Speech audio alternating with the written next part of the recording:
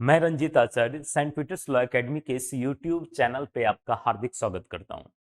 आइए हम बात करते हैं तीन नए एक्ट के बारे में। ये तीन नए एक्ट 25 दिसंबर 2023 को तीनों एक्ट पे राष्ट्रपति ने अपना सिग्नेचर कर दिया, मतलब राष्ट्रपति अपना एसेंट दे चुके हैं, अपनी सम्मति दे चुके हैं। और जैसा कि आप सबको पता है कि अगर किसी विधेयक को लोकसभा और राज्यसभा पारित कर दे और उसके बाद राष्ट्रपति अपनी अनुमति दे दे, तो राष्ट्रपति के हस्ताक्षर होते ही वह विधेयक कानून का रूप बन जाती।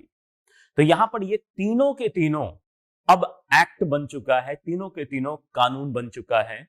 और अभी इन तीनों कानूनों को कब से लागू किया जाएगा, इस संदर्भ में अभी तक कोई ऐसा नोटिफिकेशन नहीं आया है।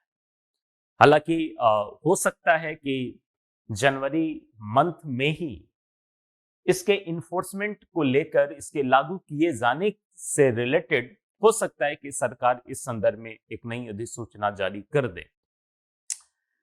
लेकिन अब इन तीन नए एक्ट से के आने से कई बार आप सब जो स्टूडेंट्स हैं, खास करके जो अभी पढ़ रहे हैं, या फिर ऐसे स्टूडेंट जो अभी एलएलबी कर रहे हैं, या फिर ऐसे स्टूडेंट जो जुडिशियल सर्विस एग्जामिनेशन की तैयारी कर रहे हैं, या फिर आप देखोगे कि ऐसे एडवोकेट जो कोर्ट में प्रैक्टिस कर रहे हैं, और इवन जजेस भी जो कोर्ट में जज के रूप में काम कर रहे हैं, सबके मन में एक भ्रम की स्थिति उत्पन्न हो गई है इस तीन नए एक्ट आने से। भ्रम ये कि इन तीनों नए एक्ट को किस प्रकार से पढ़ा जाए, इन तीनों नए एक्ट को किस प्रकार से समझा जाए, और सबसे मेन चीज जो ट्रायल चल रहा है, जो ऑफेंसेस अभी भी हो रहा है, तो उस पर कौन सा एक्ट लागू होगा। पुराना वाला आईपीसी 1860 का, भारतीय दंड संहिता 1860 लागू किया जाए, या फिर भारतीय न्याय संहिता 2023 को लागू किया जाए। चूंकि अगर दोनों का कंपैरिजन अगर आप करें, भारतीय दंड संहिता 1860 और भारतीय न्याय संहिता 2023, तो दोनों के कंपैरिजन में आप पाएंगे कि यहां पर, जैसे एग्जाम्पल के तौर पर, यहां पर जब आप क्लासिफिकेशन ऑफ पनिशमेंट पढ़ते हैं, दंडों का वर्गीकरण पढ़ते हैं, तो यहां पर कम्युनिटी सर्विस करके एक नया पनिशमेंट ऐड किया गया। दूसरी तरफ आईपीसी में आप देखेंगे कि कुछ ऐसे ऑफेंसेस हैं, और इवन बहुत सारे ऑफेंसेस हैं, जिसमें जो आर्थिक दंड पहले दिया जाता था उससे आर्थिक दंड काफी बढ़ा दिया गया है। कहीं कहीं आप देखेंगे जो सेंटेंसेस होता था, कारावास की जो अवधि थी, बहुत सारे ऐसे ऑफेंसेस हैं जिसमें कारावास की अवधि को बढ़ा दिया गया है। तो ये चैलेंजेस आप सबके लिए हैं, ऐसे हर उस स्टूडेंट्स के लिए हैं जो लॉ से रिलेटेड हैं, जो लॉ से लॉ कर रहे हैं, या फिर लॉ से जुडिशियल सर्विस एग्जामिनेशन की तैयारी करना चाहते हैं, या फिर इवन जो जजेस हैं उनके लिए भी है ये। लेकिन सबसे मेन चीज कि मैं आप सबको बता दूं कि अभी इन तीनों नए एक्ट को बना जरूर दिया गया है। भारतीय न्याय संहिता 2023 जो नया एक्ट है, 25 दिसंबर को इन तीनों ही एक्ट पर राष्ट्रपति ने अपनी अनुमति दे दी। और सबसे पहले जब आप देखोगे भारतीय न्याय संहिता, तो इसकी कुल धाराएं 358 है, 358 है। यहीं पर अगर आप पुराने भारतीय दंड संहिता 1860 से कंपैरिजन करोगे, तो वहां पर टोटल धाराएं 511 थी। तो यहां पर पुराने वाले को अगर देखा जाए, तो पुराने वाले में 511 धाराएं और नए वाले में केवल 358 धाराएं। तो थोड़ा सा अगर बीइंग अ स्टूडेंट देखा जाए, तो जो 511 धाराओं का जो एक हवा होता था पहले, उसके कंपैरिजन में डाउन हुआ है, मतलब 358 धाराएं ही पढ़नी है केवल। लेकिन फिर एक सवाल, तो फिर इतनी धाराएं गई कहां? क्या बहुत सारे ऐसे एक्ट ऑफेंसेस को हटा दिया गया, जबकि हम लोग देखते हैं कि बहुत सारी चीजों को ऐड किया गया है यहां पर। तो एक्चुअल में जो पहले आप पढ़ते थे, जो जनरल एक्सप्लेनेशन आप पहले पढ़ते थे, जिसमें से अलग अलग शब्दों की परिभाषा आप पढ़ते थे, तो उन सब को सेक्शन 2 में इंट्रोड्यूस कर दिया गया भारतीय न्याय संहिता के अंतर्गत। जिसमें आप देखते हैं कि सेक्शन 2 में एक्ट, एनिमल, चाइल्ड, राइट, इसके अलावा कोर्ट, डेथ, डिसऑनेस्ट, सारे वर्ड को एक जगह इंट्रोड्यूस किया गया है। पहले अलग अलग धाराओं में था, तो इस वजह से आप क्या देखते हैं कि आईपीसी में सेक्शंस की संख्या कम गई, राइट। दूसरी चीज जो नया वाला है भारतीय न्याय संहिता, इसमें अपराधों के बारे में जो पनिशमेंट, जो दंड के बारे में दिया गया था आईपीसी 1860 में, पुराने वाले से जब आप कंपैरिजन करेंगे तो यहां पर बहुत सारे ऐसे ऑफेंसेज है जिसमें कि दंड बढ़ा दिया गया। जैसे मान लो आर्थिक दंड कहीं 500 रुपए है तो यहां पे सीधा 5000 कर दिया, कहीं 1000 रुपए है तो सीधा 10,000 रुपया कर दिया। तो इस तरीके से आप देखेंगे आर्थिक दंड को इनहांस किया गया और साथ के साथ कारावास भी, आप देखोगे बहुत सारे ऐसे अपराध हैं जिसमें कि कारावास की अवधि को बढ़ा दी गई। तो यहां पर बहुत ज्यादा आपको पैनिक होने की जरूरत नहीं है। अगर आप देखोगे तो आप आसानी से इन सारी चीजों को आप कर सकते हो, राइट। अब पहले वाला में और इस वाले में जहां तक कि ट्रायल का सवाल है, जैसे अगर आप देखोगे कि मान लो कि अगर आज के डेट में कोई ऑफेंसेस होता है तो उस स्थिति में उस ऑफेंस में भारतीय न्याय संहिता लागू होगी या फिर भारतीय दंड संहिता 1860 पुराना वाला लागू होगी।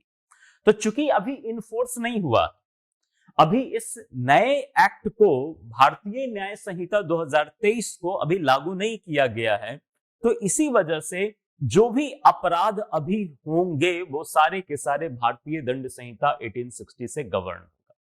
सारी की सारी चीजें पुराने वालों से ही यहां पर इसको गवर्न किया जाएगा।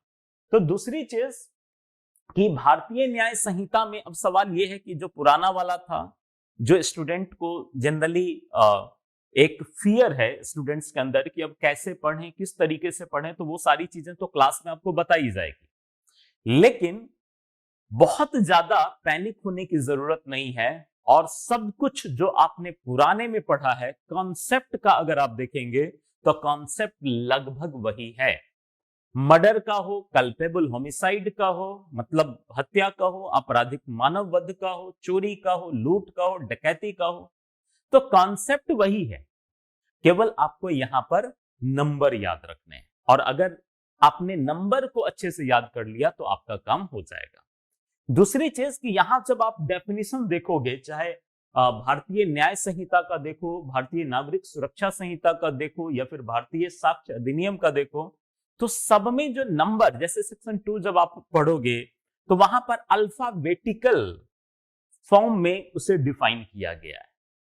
जैसे आईपीसी का ही लो तो सबसे पहले सेक्शन 2 क्लॉज 1 में एक्ट को डिफाइन किया, 2 क्लॉज 2 में एनिमल को डिफाइन किया, 2 क्लॉज 3 में चाइल्ड को डिफाइन किया। तो इस तरीके से अगर देखें तो एक आप देखोगे कि यहां पर अल्फाबेटिकल एक तरीके से क्रम में इसको सजाया गया है, राइट।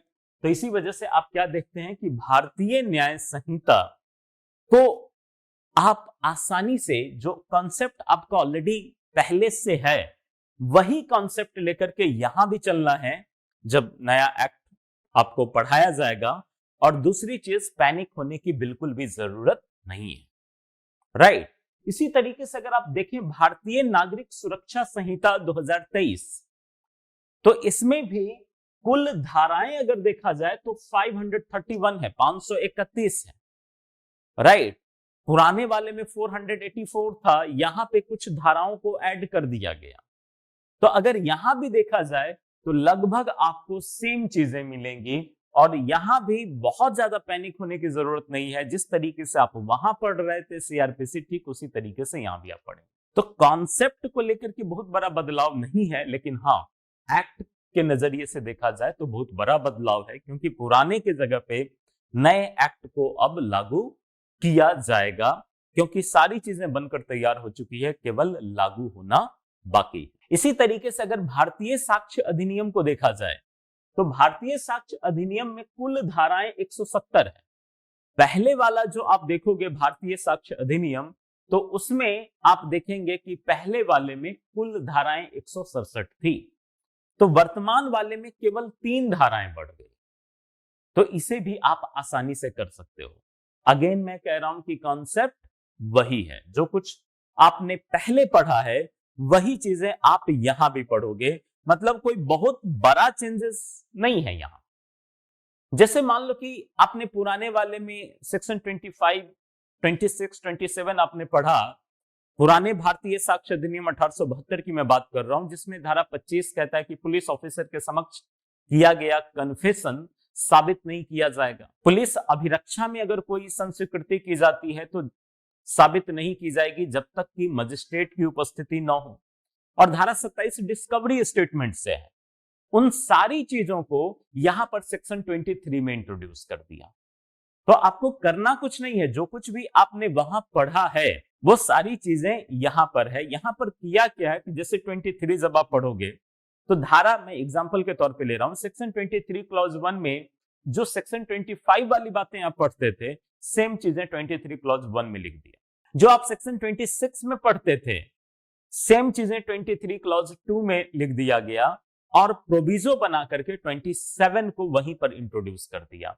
तो आप देखेंगे क्या कि एक्चुअल में जो सुप्रीम कोर्ट के जजमेंट्स विगत 60-70 साल में जो सुप्रीम कोर्ट का जजमेंट रहा है, उस जजमेंट का भी प्रभाव आपको इन तीनों ही एक्ट में देखने को मिल सकता है। और उन जजमेंट्स को यहां पर आप देखोगे धाराओं के माध्यम से। जैसे उदाहरण के तौर पर state of UP versus Devman Upadhyay को जब आप पढ़ते हैं तो उसमें सुप्रीम कोर्ट ने कहा कि धारा 27, धारा 24 से 26 का अपवाद है। तो धारा 27 को यहां पर धारा 23 क्लॉज 1, 23 क्लॉज 2 के अपवाद के रूप में वहां पर धारा 23 में ही इंट्रोड्यूस कर। तो इस तरीके से कुछ चीजों को आपको समझना है और ये काफी आसान है। तीनों के तीनों एक्ट आप आसानी से कर सकते हो और थोड़ा भी मतलब पैनिक होने की जरूरत नहीं कि अब कैसे पढ़ें, इसको याद कैसे करें, और वो सारी चीजें आपको बताई भी जाएगी जब आप क्लास करेंगे। तो याद करने को लेकर के भी, कॉन्सेप्ट को रखने को लेकर के भी वो सारी चीजें आपको बताई जाएगी। तो पैनिक ना हो और आप सब लोग जुड़ें। इससे रिलेटेड अगर किसी भी तरह का कोई भी सवाल हो तो आप लोग सवाल जरूर पूछें। इन 3 नए एक्ट्स को लेकर के भी अगर किसी भी तरह का कोई भी सवाल हो, किसी भी तरह का कोई भी भ्रम हो, तो उससे रिलेटेड आप जरूर सवाल करें, राइट।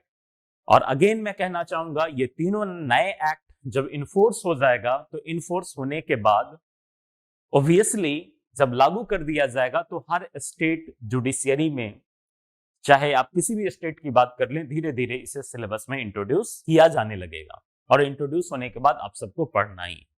तो इसी वजह से आप अब जब पढ़ेंगे इस नए एक्ट को तो पुराने एक्ट के साथ कंपैरिजन करके भी आपको बताया जाएगा और आगे आने वाला जो समय है वो काफी आप सबके लिए बहुत अच्छा होने वाला है। और आई थिंक इन तीनों नए एक्ट को आप सब लोग बहुत अच्छे से समझ सकते हो।